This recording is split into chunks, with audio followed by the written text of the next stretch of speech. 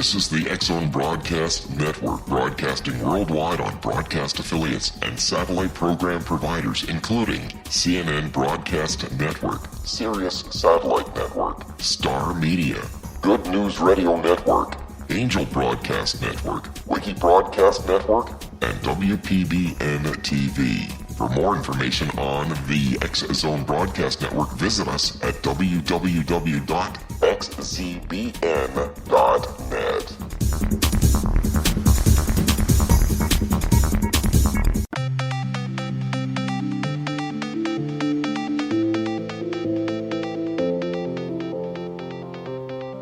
Welcome to Too Good to Be True, and thank you to all the listeners. Are you ready for an amazing show about reincarnation? Before we start getting into details, let's just briefly talk about psychic insight and how we apply it. We choose a subject and research it, and based on that research, we determine what we think needs to be explained by creating a series of questions. Then Justina provides psychic insight to answer those questions. At the end of the process, we have psychic insight into a subject. At that point, it is a question of individual belief. Now let's go through the disclaimers. Here are the disclaimers. Neither of us claim to have any expertise in any subjects that we discuss. We relate information we find through research and the psychic insight. We are always delighted to hear from the listeners. The show only lasts an hour. We don't have the time to present exhaustive research on any topic. This means that there will be information that we miss. We want to provide a basis for the psychic insight. We don't care if a theory turns out too good to be true, as the show name suggests. We are only interested in finding out more of the truth about topics. Spirit can only relate insight that is appropriate for our time in history. Free will cannot be affected. Only comments that are appropriate for our time can be given through the psychic insight. Much of the subject matter in shows will have already been covered again and again in other shows. We want to look into subjects in a new, different way and be thought-provoking. We are not good with pronouncing names, and we apologize. Finally, different people believe different things about life and whether there's an afterlife. We understand that some of the following content may conflict with individual beliefs. We respect everyone's personal beliefs. Thank you, Justina. We're going to talk about reincarnation. The subject came up in another episode with the subject of near-death experiences. We didn't have time to discuss reincarnation in enough detail at the time. You have mentioned it's a subject that people other than psychics have written about. Yeah, the content from different sources is pretty interesting and consistent. German philosopher Johann Goethe had several quotes about reincarnation, including the following. I am certain that I have been here as I am now 1,000 times before, and I hope to return 1,000 times, unquote. Swiss psychiatrist and psychoanalyst Carl Jung, who founded analytical psychology, had the following quote. This concept of rebirth necessarily implies the continuity of personality. Here the human personality is regarded as continuous and accessible to memory, so that when one is incarnated or born, one is able, at least potentially, to remember that one has lived through previous existences and that these existences were one's own, i.e., that they had the same ego form as the present life. As a rule, reincarnation means rebirth in a human body, unquote. The late George Harrison of the Beatles and Traveling Wilburys certainly had a strong belief in reincarnation. Here are two brief quotes. Life on earth is but a fleeting illusion, edged between lives past and future, beyond physical mortal reality, unquote. You go on being reincarnated until you reach the actual truth, unquote. You mentioned George Harrison with the other two, just to point out that reincarnation has been discussed by all sorts of thought leaders. Yeah, anybody who gets Bob Dylan and Roy Orbison singing together on the same album must be some sort of a genius. I think we need to get you away from music before we spend the whole hour talking about music. But about a quarter of Americans believe in reincarnation, according to the website Reincarnation After Death. That seems to be a large number, but what evidence is there for reincarnation? Perhaps we can go through some examples. When I started looking, I ran across the name of the late Dr. Ian Stevenson, a psychiatrist who worked for the University of Virginia School of Medicine for 50 years.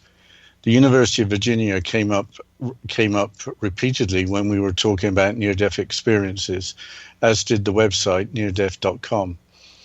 Dr. Ian Stevenson was the founder and director of the University of Virginia's Division of Perceptual Studies, which continues to this day. This organization, which has been in existence since 1967, strives to challenge this entrenched mainstream view by rigorously evaluating empirical evidence suggesting that consciousness survives death and that the mind and brain are distinct and separable. It must have been a hard sell 50 years ago, but as we had mentioned earlier, a quarter of Americans now believe in reincarnation. It must be easier now. I picked up on the phrase empirical evidence. Proof of reincarnation could only come from someone recalling events from previous lives. But that might be hard to prove, especially with almost infinite information being available from a cell phone almost instantly.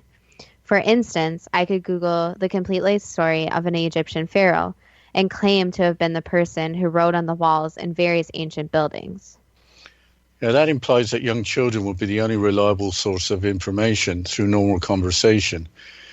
Besides concerns over false accounts of previous lives, I have a problem with the math. In the year 1 AD, there were only between 170 and 400 million people in the world. Now there are over 7 billion.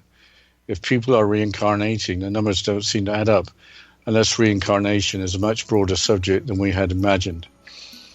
We'll have to continue talking about reincarnation and some personal experiences with past lives after this short break.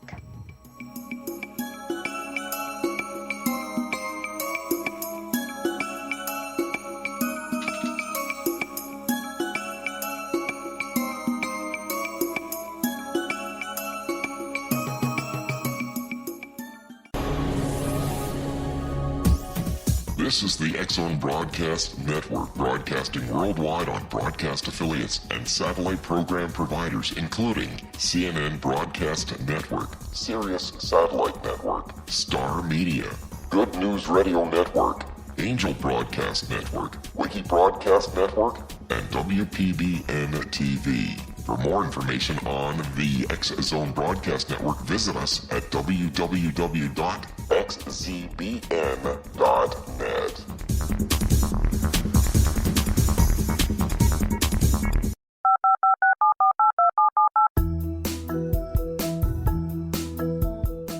Did you know that when you're on the road with limited data or Wi-Fi, you can still listen to the X-Zone Radio Show with Rob McConnell, The Science of Magic with Gwilda Wiyaka, X-1, Dimension X, Space Patrol, and every minute of the X-Zone Broadcast Network by calling 213-401-0080, courtesy of Audio Now. No smartphone, app, or internet needed. It saves your data plan, and it's free if you have unlimited minutes. Call 213-401-0080 to listen on any phone, anytime, anywhere. Remember 213-401-0080 for the best of the paranormal, parapsychology, and sci-fi radio programming anywhere, 24/7, 365.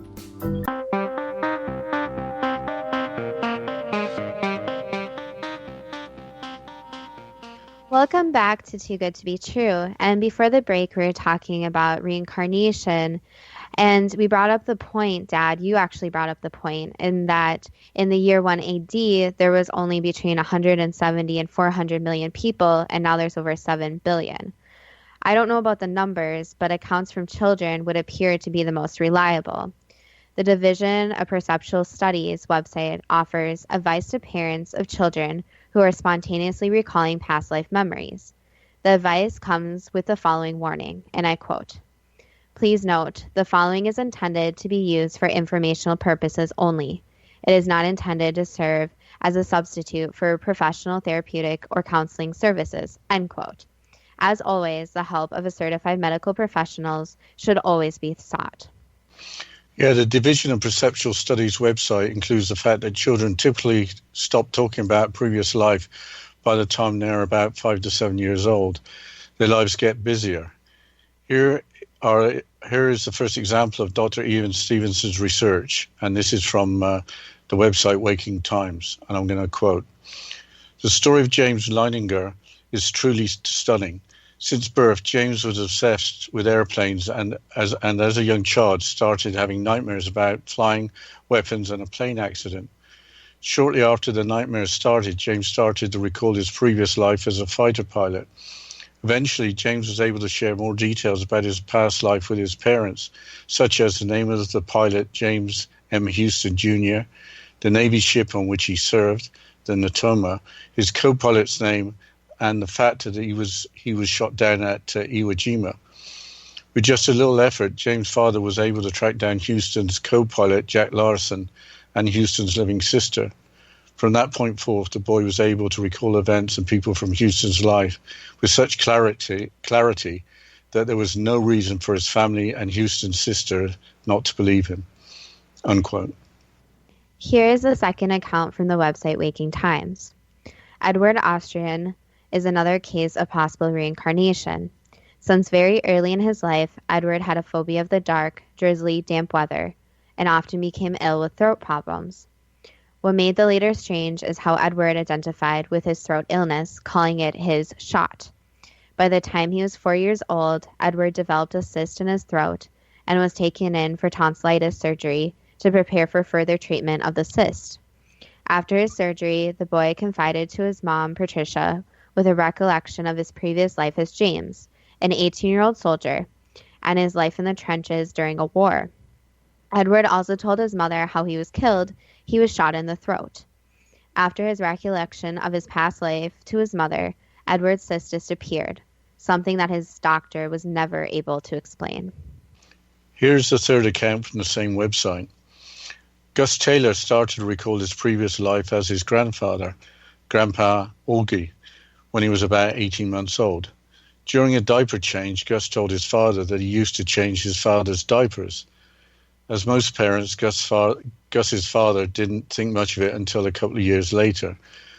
One evening when Gus was 4, he and his parents were looking at old photos of his grandfather, which they had brought to their house following Gus's grandmother's funeral. Although he had never seen the photos, Gus was able to pick out his grandfather in a group picture when he was just a little boy and identify his grandfather's car, calling it his own. Additionally, he recalled that his sister was murdered, which is when his parents really took notice. This was something that a 4-year-old was never told.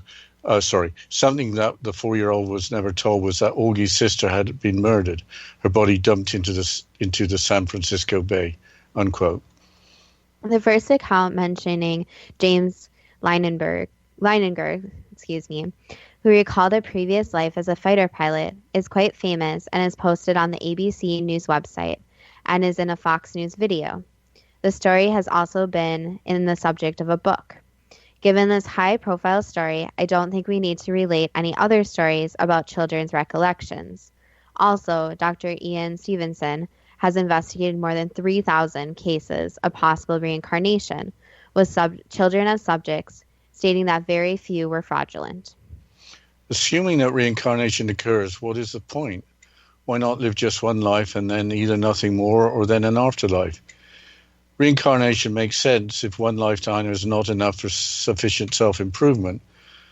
But what is the overall scheme of things? How does reincarnation fit into entire lives, including time on the other side? Before we get into the bigger picture, we probably should mention how the possibility of past lives first came about through hypnosis. Today, there are many past life regressionists who use hypnosis. You recall the start of a past life regression through a comedy album you bought years ago. Yes, it was a track from the best of Stan Freberg called The Quest for Bridie Hammerschlagen. Ben-Hur's chariot had wire wheels, according to the subject under hypnosis. I bought the album decades after it first came out, I should add. The send-out was based on the claimed hypnotic regression back to the lifetime of Bridie Murphy. Here is a quote for the real hypnosis session from Wikipedia. In 1952, Colorado businessman and amateur hypnotist Maury Bernstein put housewife Virginia Tighe of Pueblo, Colorado in a trance that sparked off startling revelations about Tighe's alleged past life as a 19th century Irish woman and her rebirth in the United States 59 years later. Bernstein used a technique called hypnotic regression, during which the subject is gradually taken back to childhood. He then attempted to take Virginia one step further before birth and was astonished to find he was listening to Bridie Murphy. The book, then a movie called The Search for Bridie Murphy, were produced. The content of the regression and the historical facts, when subsequently checked, did not match up. In the Wikipedia article, the unproven hypnotic recollection was due to cryptomnesia, which is basically the creation of a false memory. The person I think of for past life regressions is Dolores Cannon. Here's a quote from the Dolores Cannon website, and I quote, "Past life regression seems like a simple concept, and it is. In my decades of research and work, using a unique hypnotherapy technique to dive deep beneath the conscious mind into the infinite subconscious, I have not only uncovered many forgotten lives of my subjects, but taped the endless wisdom of their spirits in between lives as well."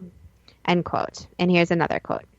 "Back in the 1960s, when I first delved into the world of past life regression, the popular hypnotherapy technique of the day used long induction methods and tests to determine the depth of the trance. I did not like this cumbersome type of regression, even though in the beginning I was an observer holding the microphone for the entranced subject, making numerous notes during the sessions that would later prove invaluable." End quote. Dolores Cannon developed the quantum healing hypnosis technique. A purpose of past life regression is to clear an issue in the current life that may be rooted in a past life. The quantum healing hypnosis technique apparently involves a deeper trance and more dependable results. Yeah, we're not trying to run a commercial for the Dolores Cannon organization. We don't know anything about past life regression as a form of therapy and have no opinion on it. But Dolores Cannon was a pioneer in this field and is well respected for her work. The website ThoughtCo lists prominent famous people who believed in past lives, and I quote, "General George S. Patton believed he had been a soldier in many previous lives, including in the service of Alexander the Great. Benjamin Franklin may have been professing his belief in reincarnation when he wrote that he would return in a new and more elegant edition revised and corrected by the author. Thomas Edison and Henry Ford were contemporaries and both professed believers in the past lives. Edgar Cayce, the American psychic, believed that he was a resident of Atlantis in one previous life." I think it's time to look at the reason for the cycle of reincarnation and associated subjects such as déjà vu and karma. There's an enormous amount of information available. Why don't we just break this down into one subject at a time? What do you understand about how reincarnation occurs? Yeah, I'm going to go over material that I've read and looked at over the years. My understanding from multiple sources is that we all reincarnate and do so many times. Whether we reincarnate in our worlds or in other dimensions, I don't know. I suspect the vast population that is on Earth means that people must also reincarnate elsewhere. I've also read groups of people reincarnate together. Pre-life planning with agreements being made between individuals would suggest that people would have to reincarnate together to fulfill their agreements and obligations.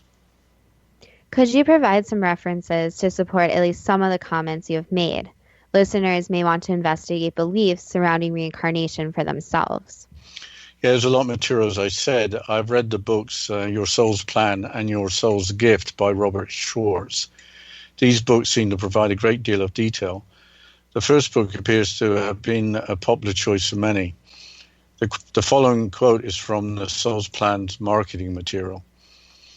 Your Soul's Plan explores the premise that we all are eternal souls who plan our lives, including our greatest challenges before we're born, for the purpose of spiritual growth.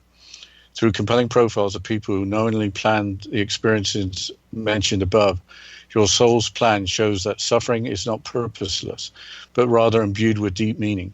Working with 4 gifted mediums, author Robert Schwartz reveals the significance of each person's life plan and allows us a fascinating look into the other side.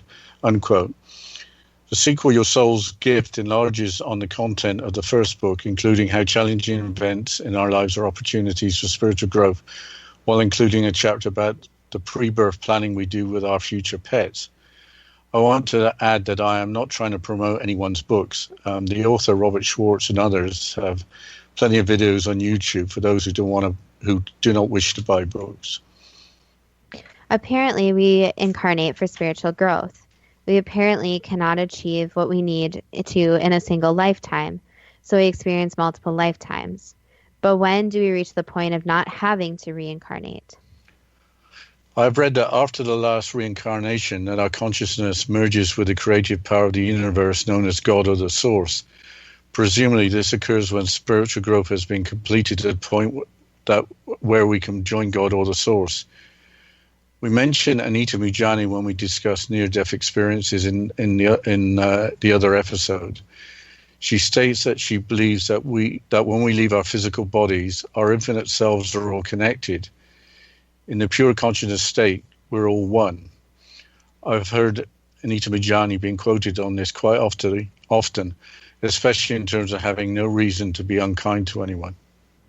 You mentioned to me that in a book by David Wilcock, he suggested that many people are reincarnating now who have experienced the end of the Roman Empire. There could be so many people alive today because there is an experience of great change ahead. Also, in one of his books, he compared the physical similarities of different leaders who have lived at different times. He seemed to be basically saying that history repeats itself periodically, with the possibility of the same soul returning to fulfill a similar role. I'm hoping the future does hold a greater understanding of the purpose for our lifetimes on Earth. It should then become obvious that there's no longer any point in negativity. If there have been sufficient lessons learned, what is the point of that struggle to learn the same lesson again? It sounds like you could be talking about karma. Yes, what is karma? And more people talk about it all the time. According to Edgar Cayce's ARE website, in an article by Bonnie Alt entitled Karma as a Memory, karma means cause and effect. But we'll have to get into more about karma and back to more about reincarnation after this break.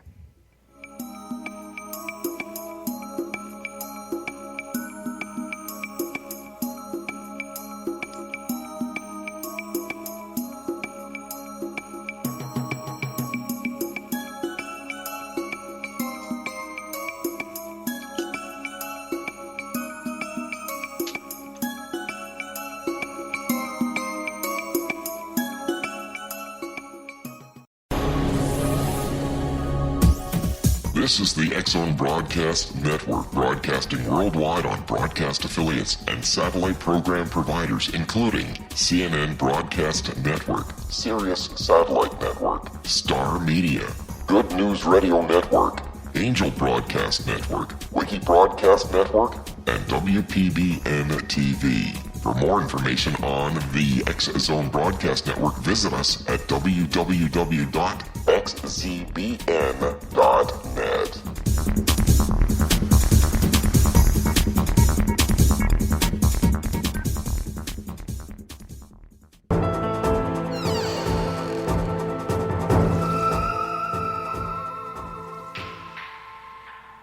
Welcome back to Too Good to Be True. And before the break, we were just starting to talk about karma.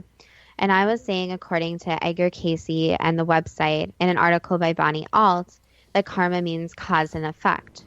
Also, karma assumes that the soul existed before birth in this reality and will exist after the death of a body as the soul continues. Here are excerpts from 2 Cayce readings included in the article. Reading 1056-2. Each soul pays for his own shortcomings, not someone else's. Reading 1436-3. What is karmic debt? Your relationship to your fellows is merely self being met. In relationships to that, they themselves are working out, and not a karmic debt but a karmic debt of self that may be worked out between the associations that exist in the present, and this is true for every soul. It appears that when you reincarnate, you may have karmic debt, which you have to work out for yourself. In the same article, Bonnie Alt provides an explanation, and I quote, "As explained by this reading, there are no debts between souls. Your only debt is to yourself. Of course, you have had previous encounters with the other fellow in other lives. And because of this, because certain individuals have helped engender certain memories within us, be they feelings of malice, impatience, stubbornness, or whatnot, these same individuals are the instruments needed to help remove these memories that are within us, unquote. That may apply that we can incarnate together as in groups. A person that may be making you angry may be doing just that to help you clear up some of your karma. On the other hand, if someone is really mean and takes negative actions, they will have to pay that off eventually. Presumably, experiencing negativity would be the result of sending out negativity at some point.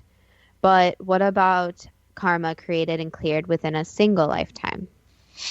I haven't read anything on that, but I would speculate if a person was sufficiently advanced and able to recognize and deal with karma immediately, then they wouldn't need to reincarnate. Lessons would have been learned.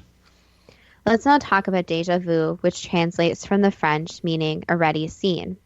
It involves having the feeling that something currently being experienced has already been experienced in the past. A scientific explanation is that déjà vu may involve a similar previous memory being later interpreted as the same memory. Apparently, 2/3 of the population appears to have had the same experience. Another explanation is that déjà vu may arise from a dream, when a similar occurrence is experienced ahead of the real experience. Yeah, I once had a dream of a scenario that came to pass only a few days later. It seemed to be a warning, especially as I don't normally remember dreams. Without going into details, it involved avoiding a sticky situation. My intuition was that I had nothing to gain by being involved in a certain situation, so I avoided it. The dream was like a video preview of the real situation. This may suggest that some events on a life path are meant to be, and that we are sometimes helped by the guidance from spirit guides or other entities while still exercising free will. In that instance, I believe that the spirit guides had helped me. Yes, why don't you go through the process of reincarnation, starting with pre-birth planning? You've talked about the council or the elders in another episode and are now mentioning spirit guides. Why don't we go back to the Collective Evolution website and the article by Nikki Gray for September of 2014. Here is the first quote, which explains the planning process. Through my research, the cycle of life to death to rebirth has been pretty much the same from all the sources I've studied, and let me tell you, there have been many. It all starts with the pre-birth plan. You establish this plan with a council. Some people call this council the elders or the wise ones. Pretty much they are very old beings who know their stuff, so to speak. You meet with them along with your spirit guides. You discuss the life ahead of you and are given the choice of a few different lives to pick from the current time period you are incarnating into. To give you an example, I was given the choice of being an artist or a samurai in Japan. You choose everything, including your parents. Once your choices have been given to you and you pick one, the tedious task starts of planning all the things you will wish to experience in the upcoming life. Experience isn't the only thing we seek. We have goals to meet and challenges to overcome. Some wish to learn patience or overcoming jealousy. Many people have debated this theory, but also choose to clear up karmas. To me, clearing up karma simply means creating balance. There are a few other things like healing contrast and healing false beliefs. When a life plan has been created, our guides are there with us, creating what Robert Schwartz describes through his work as a flowchart.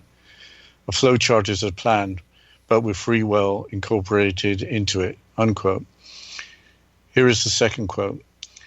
Our guides also create synchronicities in our lives to trigger certain things in us and guide us on the best path to help us master our goals.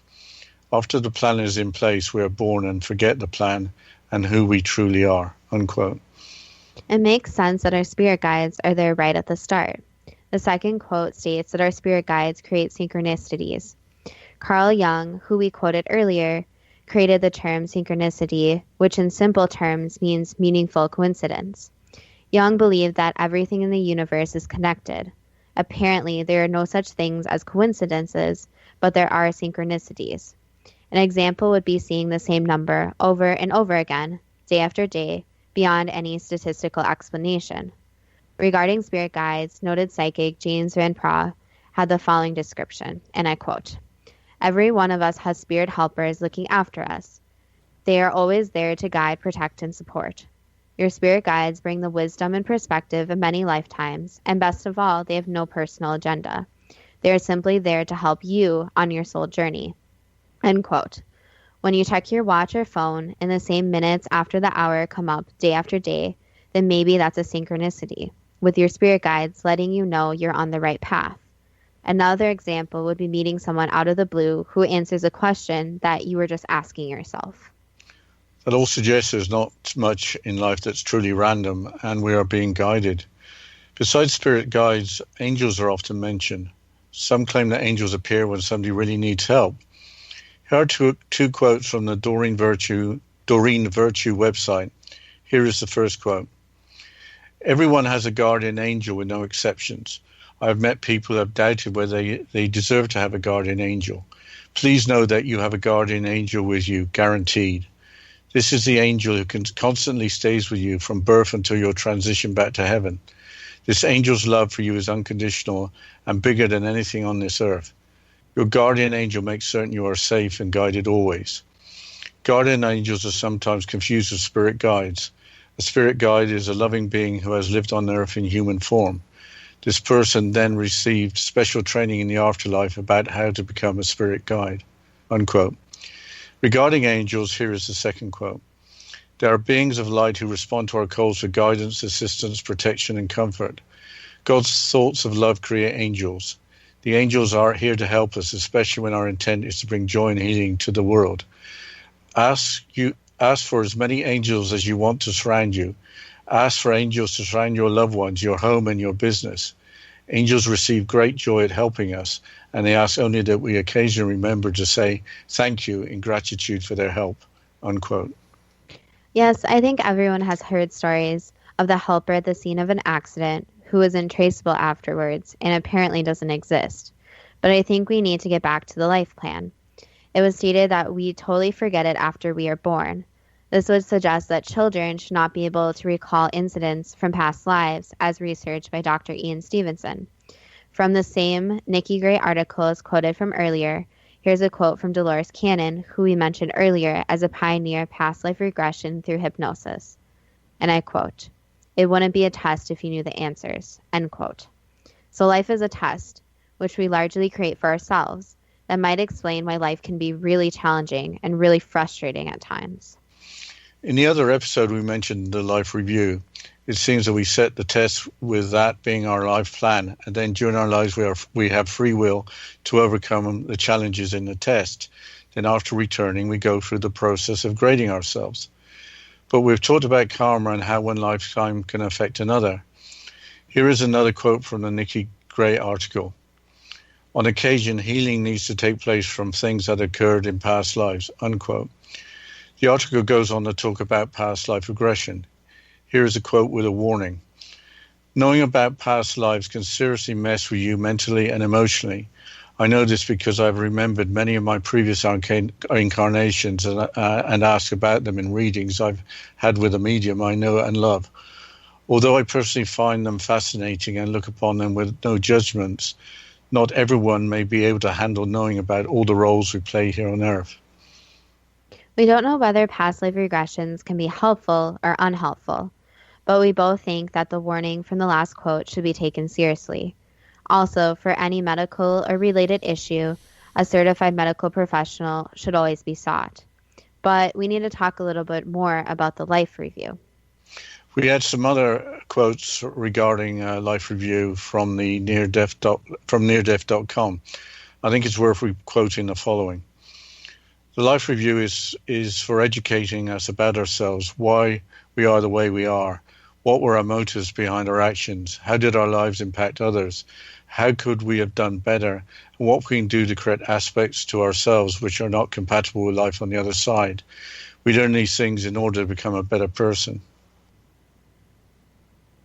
What isn't clear is whether we have to reincarnate to become a better person or whether we can work on ourselves on the other side." After the life review, what's next? Presumably, a life review is used to help plan the next lifetime and or experiences in the afterlife, including dealing with any karma. Maybe you can explain what you understand about the afterlife in between incarnations. Yeah, mystic and spiritual explorer Emanuel Swedenborg, who lived in the 1700s and 1800s, provides a description. Here is a quote from the Swedenborg Foundation website. In the spiritual world, people have bodies, live in houses, enjoy community life, and are surrounded by landscapes which are like those on Earth with familiar plants and animals. However, things work very differently in spiritual reality. Everything there is vivid and much more alive. What we see responds to what we are thinking. We always have all the time we need. Particular individuals are only as near or far away as our thoughts of them, and thinking of a person or a place can actually bring us there, unquote. That would be a great existence for sure, but why would you want to return? From reading several sources, the best analogy I've come across is that life on Earth is like a workout in a gym. You may not enjoy all the experience, but the goal is improvement. The workout at some point ends. Presumably, if you don't go to the gym, then that improvement would take longer or wouldn't happen at all. I remember from another episode that time is something that humans depend on. It can't mean the same on the other side. Maybe our lifetime seems much shorter before and after we experience them.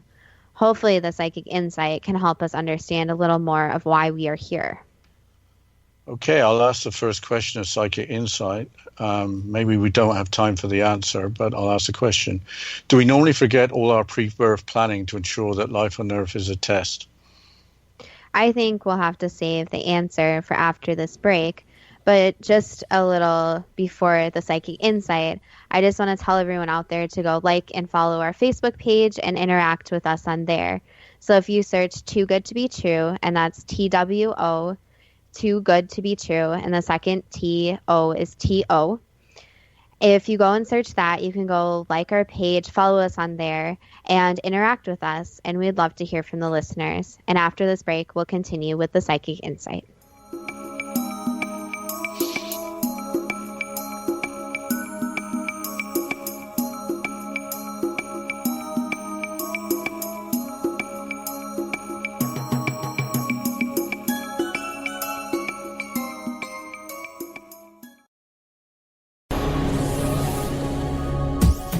This is the X-Zone Broadcast Network, broadcasting worldwide on broadcast affiliates and satellite program providers, including CNN Broadcast Network, Sirius Satellite Network, Star Media, Good News Radio Network, Angel Broadcast Network, Wiki Broadcast Network, and WPBN TV. For more information on the X-Zone Broadcast Network, visit us at www.xzbn.net.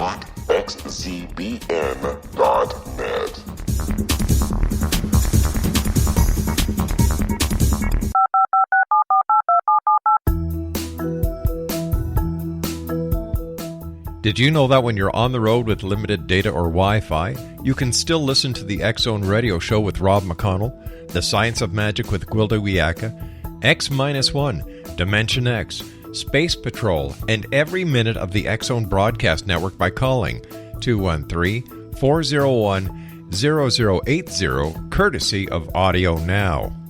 No smartphone, app, or internet needed. It saves your data plan, and it's free if you have unlimited minutes.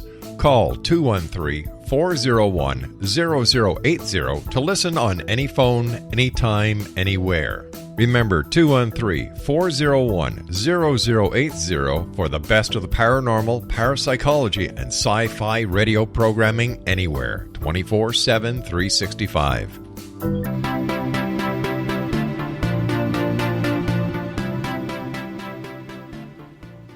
Welcome back to Too Good to Be True.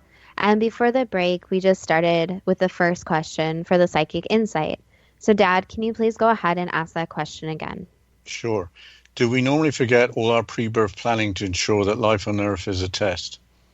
So the thing is, yes, for the most part, people decide to forget any of the planning. But the thing is that some people actually decide to remember their past lives and the decisions they have made, which you sometimes see in children. So it's kind of a choice on how much the person wants to believe in the previous planning and how many things are a surprise. So this also goes back to deja vu, where a person is basically remembering the planning process. Is deja vu always a recollection from a planning process, or can it also be a trick of the memory? What we can say is that there may be memory glitches in some people. So we aren't denying the biological or physical aspect, but we are saying for the main point of deja vu is remembering the life plan. Is it possible for children up to the ages of 5 to 7 years to be able to recall past lives? Yes, and it's pretty common, since when the brain is developing, it is, you can say, more open to spirituality. So children are more prone in their development to be more spiritual, and that's why you hear children with imaginary friends seeing ghosts and knowing about their past lives. So as a person goes through life and their brain develops and they go through development, there is more of the disconnect with our past lives. Why haven't some children forgotten their past lives? Usually it's because they decide that they wanted to come in with some knowledge of their past lives. There also can be triggering events where something in childhood reminds them of their past life, and so the memories come back. But the thing is, when children come onto this planet, it's basically a whole different world for them, as you know. So things in their brain work very differently. What is the purpose of children recalling past lives?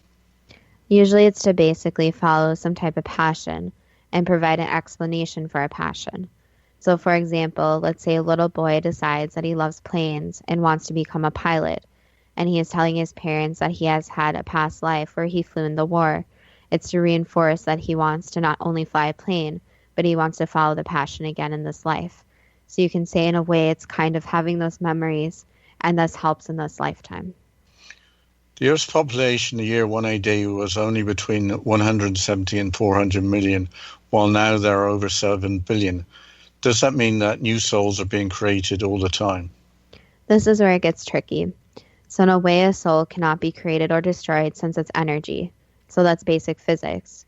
And to put it in physics terms and scientific terms, energy cannot be created or nor destroyed. So the thing is that with the population increasing, basically it's more souls coming back and deciding that they want to be in a human body. So it's not really that there's more creation of souls, just more choosing to come back. Can the same souls that live on Earth live in other lifetimes in other worlds or other dimensions? Yes, there are other dimensions and different universes. So what we can say is that these souls come from all over the place. In the afterlife, do professionals such as psychiatrists study and learn more about their fields of study? It depends on the individual person. So let's say that someone was a world-famous doctor. They might have accomplished all their lessons and all their paths in their life down here in the physical world. So they may decide that when they pass on, they don't want to do this anymore, that they don't want to learn more about this. So some people continue on with the same thing, while other people decide to go in a completely different direction. Do experts instruct other souls on the other side for their learning benefit? So yes and no. So the thing is that yes, there are different, you could call them experts, that basically will talk to souls and guide them, especially when choosing their next life path or life plan, whatever you want to call it. But the other thing is that when spirits are in spirit form, they are more all-knowing. So there's not really much you can tell them. So it's more about their guidance about living the physical life compared to living there. Was James Leininger a World War II fighter pilot? Yes. Was Edward Austrian shot in the throat in a trench in a war? Yes. Was Gus Taylor his own grandfather in a previous life? Yes. Were Dr. Ian Stevenson's findings correct for the approximately 3,000 cases he investigated of children recalling past lives? Yes, his findings are correct. Is the past life of Bridie Murphy, as presented in the book and in the movie, based on a false memory? Yes. Can past life regression using hypnosis have benefits for the subject? So that's the problem with past life regressions, is that for some subjects it can be very beneficial and help them through a major issue or issues. However, with other past lives that are more negative, it can actually bring up the past life and cause more fear than is necessary. Are there risks associated with past life regression using hypnosis? Yes, and the problem is that when someone is under hypnosis, things can seem very real to them. So this may bring in things from the past that seem very real. And also with a past life, it's also difficult because you don't know which past lives will actually come up.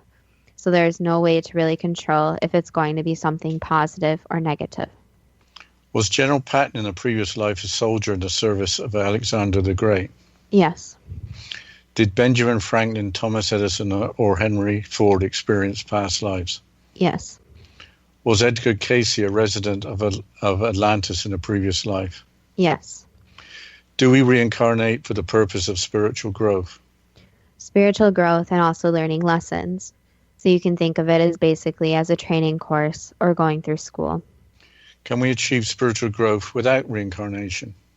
In a way, yes. But it's more powerful when the person is actually down here on the earth, since everything is kind of a mystery, and they are walking their own path and leading this path which is unknown to them. Anita Mujani states that she believes that when we leave our physical bodies, our infinite selves are all connected. Is this true? In a way, yes. Is it also true, according to Anita Mujani, that in the pure consciousness state, we are all one? So that makes things a lot more complicated. So the answer is, in a way, yes. In a way, no. Before incarnation to this life, is there life planning with a council and spirit guides? Yes.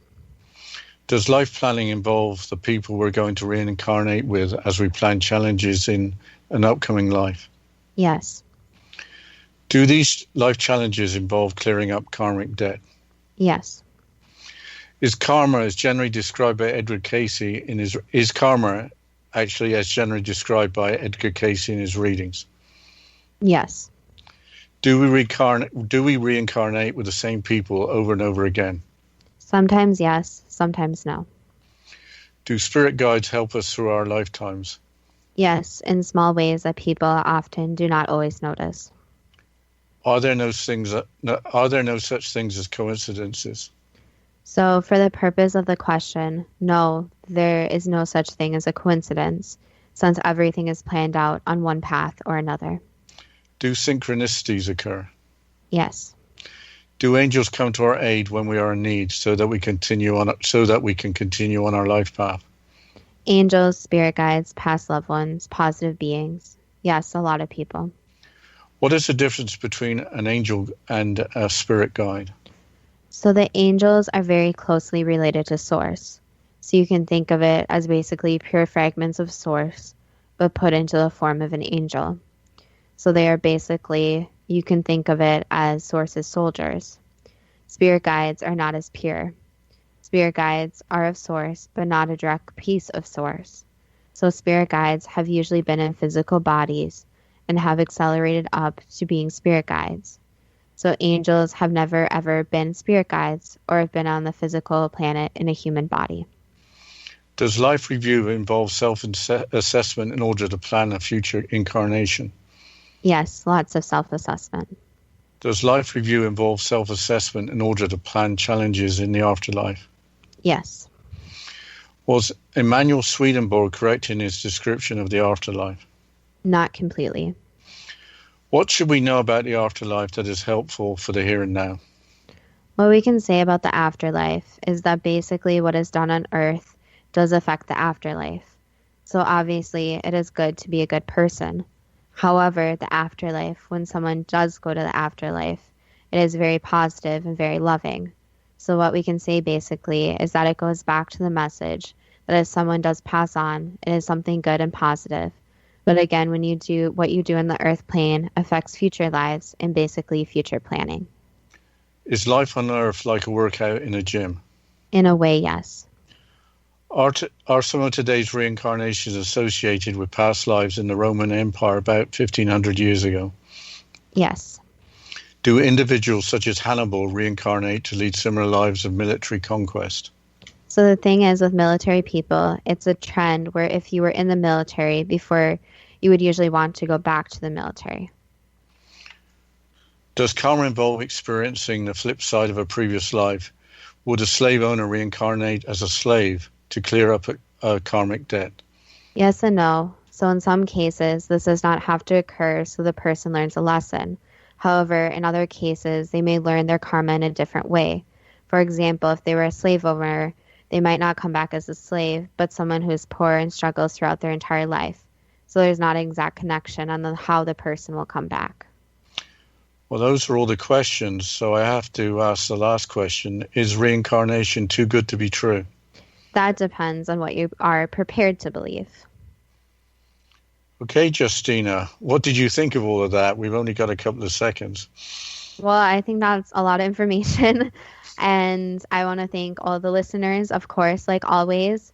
And as I mentioned earlier, go follow our Facebook page, Too Good to Be True, with Justina Marsh and Peter Marsh on Facebook. And we would love to hear from the listeners and know and understand different beliefs, and if anyone has any other research and anything to add to this.